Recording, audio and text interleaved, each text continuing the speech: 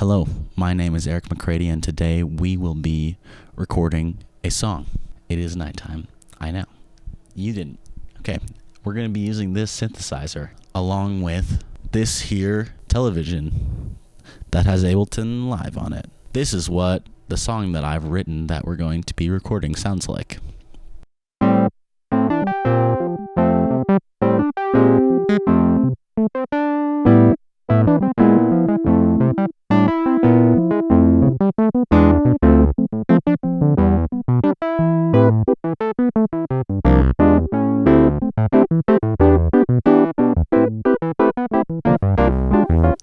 The way that those chords were written was through trial and error. Basically, I sat down and played the first riff just randomly. It just happened. Then, like so many other things that I write, I decided there should be a second section in which there's a lot of minor chords and 2 5/1s. Now, we're going to go into the magical land of Ableton Live, where I will show you how to turn this sad synth line that you're listening to right now into a beautiful, lush arrangement that you're going to love.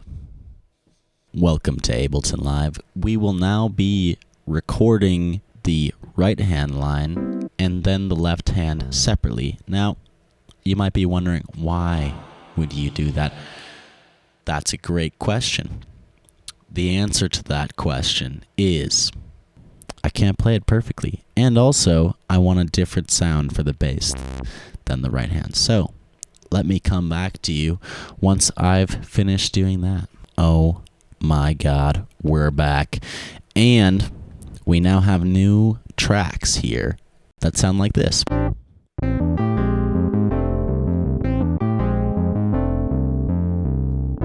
Now, our next task will be to add drums. I personally think that this could use with some live drums. I have a drum set. Check this out.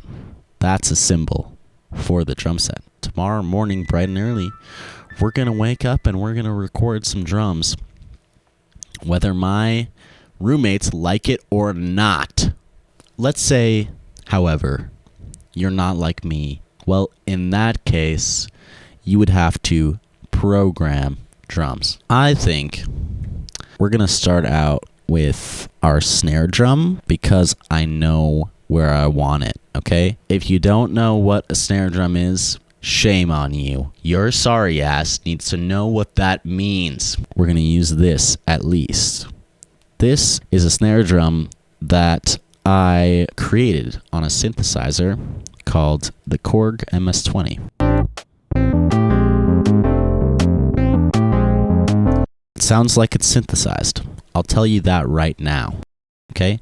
This kick, it was also made on that synthesizer, and it's awesome. Okay?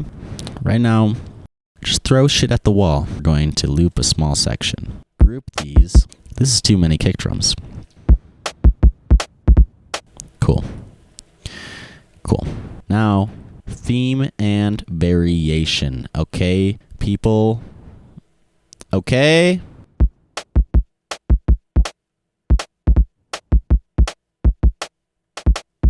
I'm digging it. I'm digging it. Are you digging it? I don't care, actually. Roasted. These are all hi-hat loops that I've recorded. We're going to try this one because it's crazy.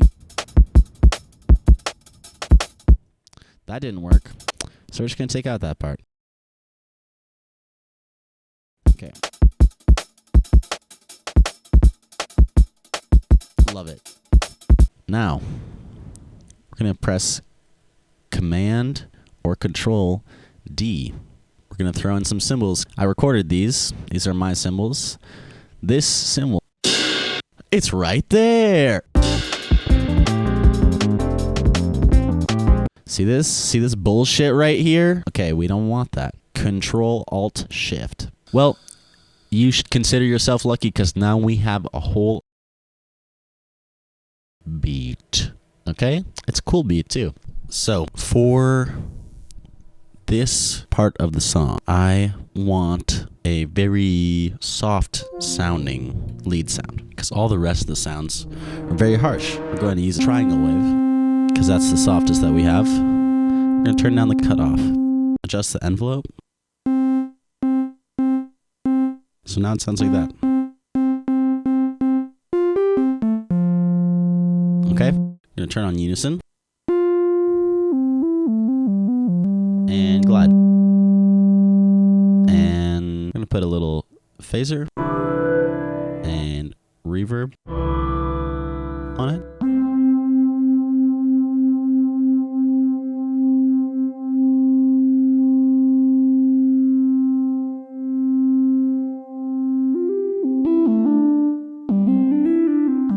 That's going to work. That's going to work just great, I think. So let's listen to it in context. Record that shit. Okay? Okay? Okay.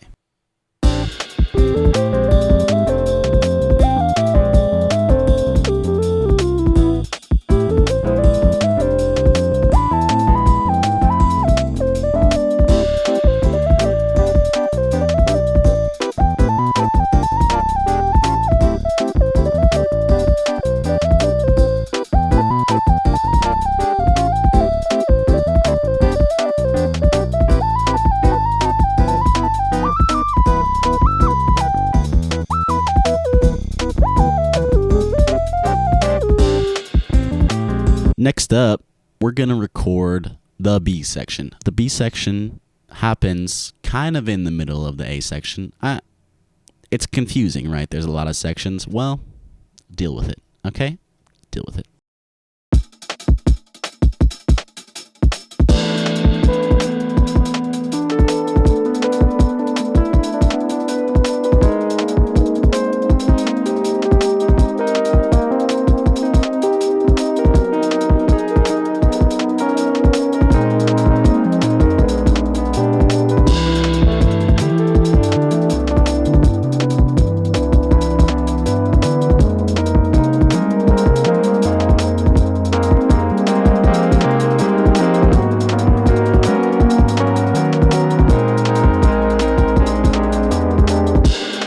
Okay, well, now we have recorded a B section, and Ableton looks a little bit different right now than it did before because I fully arranged the song without you. I'm sorry. Basically, what I did is I took that B section that we just recorded, and I added parts to it down here for a second section that's going to have a little surprise you'll find out about later. And there's some chords.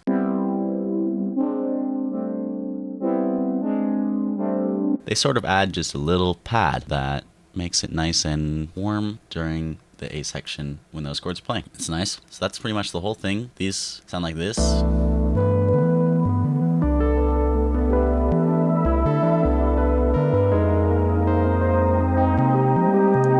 That's the B section right there. And I also added a click track. Ableton has a click, but with this click track, I can automate it to turn off at the end because I added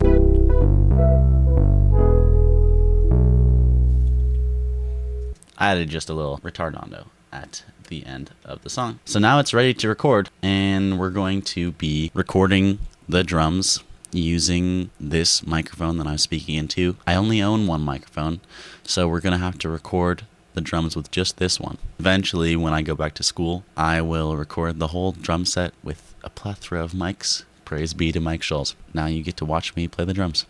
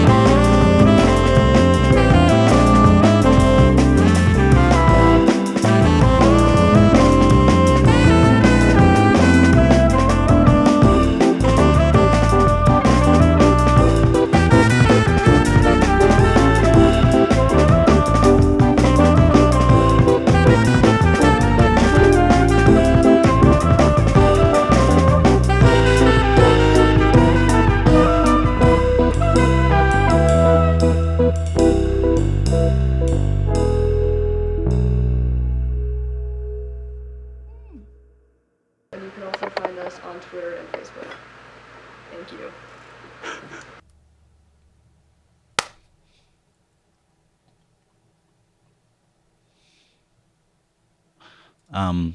Okay, now, well, fuck. Thank you for watching up until this point. We're going to now move on to the mixing aspect. We're going to speedrun this. Basically, I've turned off every plugin on every track, and then I played the track, and I turned back on all the plugins, and you get to hear what all the plugins do. Isn't that great? Okay, now we'll just get started, I guess. Zoom in. No. Start from the beginning. Yeah. No. Yes. Yeah, okay. Start off with the keyboard, distortion, high-end boost with OTT, low-end cut and reverb, bass, distortion, compression, EQ. Onto the lead, distortion, compression, high-end boost with multi-band dynamics, compressor, EQ, then soothe, then reverb. Cool, now drums, EQ, parallel compression, drum bass, boost, distortion, boost to the level, click on the wrong thing, reverb, EQ. We're okay. Okay, we're done with the 1A section, so now we'll look at these chords, add distortion, up the input, compression, reverb, EQ. Yep. Yeah, now we just wait, because we're waiting for the next section. So obviously I'm not waving my hands, right? But other Eric is doing that. So yeah, now we're gonna distort, compress, EQ. Are you noticing a theme? Because I'm noticing a theme. I use the decapitator plugin, mono, compression, EQ, distort. Oh, different order that time. Well, doesn't really matter to me that much. It's all still the same thing. Oh, we're skipping ahead. Okay, saxophone. Oh, change the panning, automated panning on that utility, and then got compression, soothe to, distortion, OTT, reverb, and then boost for body at the end. God, Eric, stop doing that. Soothe to tames harsh frequencies. Stop it. Oh yeah.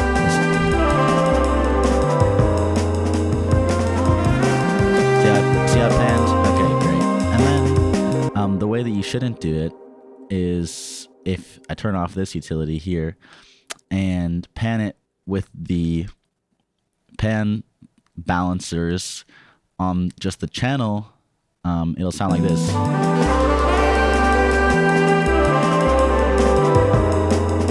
You hear how the reverb moved? We don't want that, okay? It doesn't sound realistic, so we use the utility. Soothe 2 tames harsh resonant frequencies, and that made this saxophone sound better. So that's what we do. All right, there's this thing. This is after, before, after, compression, distortion, reverb, EQ. This one is slightly unique. Compression and reverb. Okay. There's a lot of reverb. On this one. It's 100% dry and wet, so it's basically very. Yeah, thank you. It's very reverby. I'd like to thank you sincerely for watching this video to the end. Wow, what a good friend you are to me. And please leave a like and subscribe, because that's what friends do.